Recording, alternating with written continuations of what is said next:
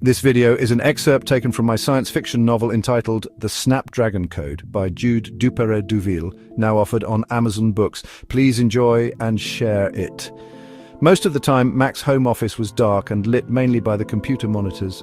Instead of an office chair with wheels, he used an old couch in front of the computer screens. Whenever his target started typing, his phone would beep with, of all things, the sound of a check-in bell, like they have at hotel reception desks. Whenever he heard the bell, he would stop what he was doing and move to the other screen. The agency had made him into a paid voyeur, peering at people from a flattering window that emitted the only light his eyes had become accustomed to. Anything brighter, and he needed sunglasses for a while. When he went outside, he needed a hat visor and sunglasses for even longer. His back often ached, and sometimes he would fall asleep on the couch still sitting up with his hands behind his head. That wasn't a good idea, because one day when his computer camera was still turned on, he heard her say she thought some guy was watching her from his computer. Although he was pretty sure she had caught him. He didn't mind. He wanted her to see him. It somehow made him feel less guilty. It was a way of outing himself, even though he was certain she had no idea who he was or who he worked for. Why would she? Very few people around the world knew that an AI algorithm was watching their every keystroke, or even that typing certain keywords could trigger the appointment of a live spy dedicated to watching them. Although Mac didn't understand his employer's paranoia, he knew these people at the agency were in fact just that, paranoid. Until just recently, however, he had no idea why. Now this author, this purveyor of keyword porn, was teaching him. Oftentimes he would send this woman fleeting messages on the bottom display bar of her screen. He knew she wouldn't be able to read them because they appeared and then disappeared in less than a second. Still, he enjoyed doing it. Sometimes he would type in a comment, sometimes a question, and sometimes it was a warning. She couldn't see it, but it made him feel good anyway, like he was part of the novel's intriguing mission.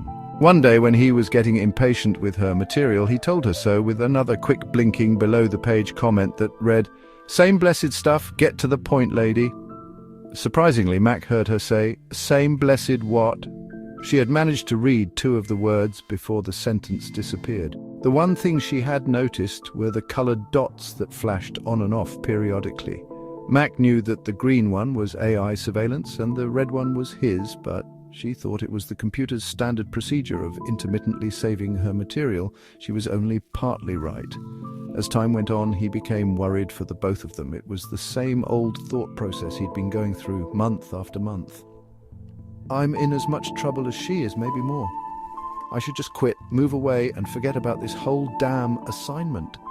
He constantly told himself out loud, and every time he made this argument, he realized one thing: they'd find him. "Let me see," he would say. "She completes about 5 to 7 pages a week, so at this rate she should be finished in about 8 months. Can we stay undercover from the agency? Until then, I've got to, and so does she." From the angle of his camera, he could see part of the room where she worked. There was a second desk. Behind the one she had her computer on. There was also an orange kitty named Fifi, who usually slept on that other desk every afternoon. Behind that were 2 green and pink chairs that her other cats liked to scratch on. Against the wall was a yellow armoire where she kept her books and notes, but none of the titles were visible to him when the doors were opened.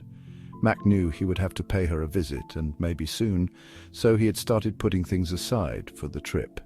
He had learned how to create a fake ID and passport and had already started setting money aside for the anticipated mission.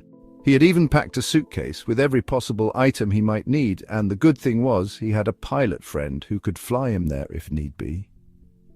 Maryland was not far from New Hampshire.